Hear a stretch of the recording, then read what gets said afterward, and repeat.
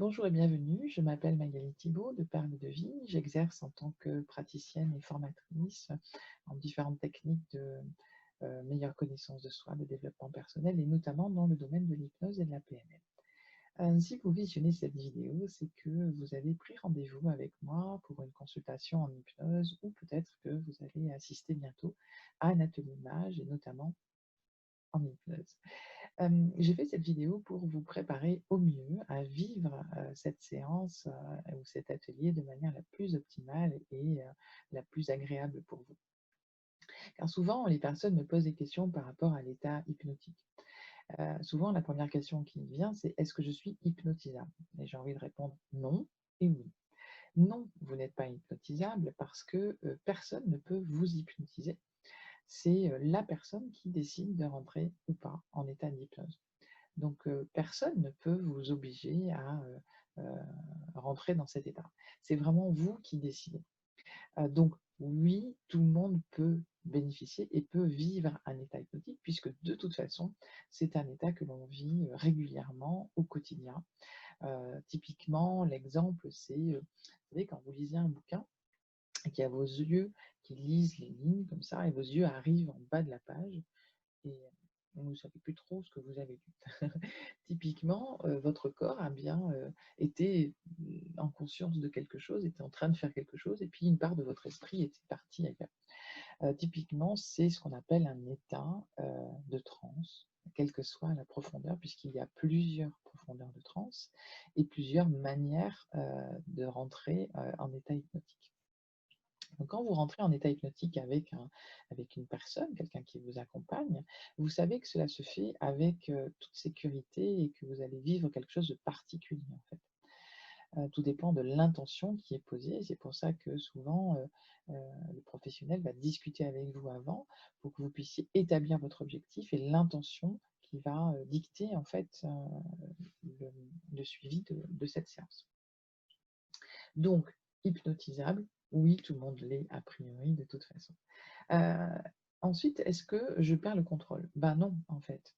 Je ne peux pas perdre le contrôle, c'est pas possible puisque c'est moi qui décide. Donc de toute façon, je ne perds pas le contrôle et si jamais il y a quelque chose qui ne me convient pas, je suis à même de pouvoir sortir de cet état quand je le décide. Souvent, les personnes me disent: «Oh là là, mais moi, je peux pas rentrer en état d'hypnose parce que, je suis trop dans le contrôle». Ben, justement, puisque c'est vous qui décidez de rentrer dans cet état, vous pouvez tout à fait être dans le contrôle d'être dans cet état. C'est vous qui décidez et parfois, il suffit de vouloir pour que cela arrive. Je vais vous donner un exemple. Si je prends ma main, voilà, et je vais serrer ma main très, très fort. Je serre ma main très fort et je décide que cette main va rester fermée.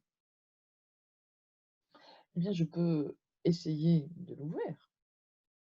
Bah, elle ne s'ouvrira pas puisque j'ai décidé de la laisser fermée. De la même façon, si je décide de, relâcher ma main, donc je relâche complètement ma main et je décide que ma main reste complètement détendue. Donc je m'assure qu'elle est complètement détendue, très bien, et je décide que cette main reste détendue. Alors maintenant je peux essayer, de la contracter, bah, je n'y arriverai pas parce que j'ai décidé qu'elle restait détendue et c'est comme ça que ça se passe. De la même manière, quand, je vais, vivre, la séance d'hypnose, potentiellement, je sais que, la personne va me demander d'aller, communiquer avec mon inconscient, mon supraconscient et lui, il va communiquer à travers le corps. Donc potentiellement, je peux avoir des mouvements, comme ça, par les doigts, peu importe. D'ailleurs, chaque inconscient, des fois il y a le pouce qui fait ça, des fois c'est l'index et cetera. En fait, je voulais vous montrer que, quoi qu'il en soit, tout le monde part en état d'hypnose, c'est évident. Après, chacun vit l'état d'hypnose à sa manière. C'est-à-dire qu'il y a des gens qui vivent, qui voient des choses extraordinaires, qui voient des décors, des lumières, des couleurs. Il y a des personnes qui entendent des musiques, des sons particuliers. D'autres qui sont dans le ressenti. D'autres qui me disent, ben, écoute, il ne s'est rien passé.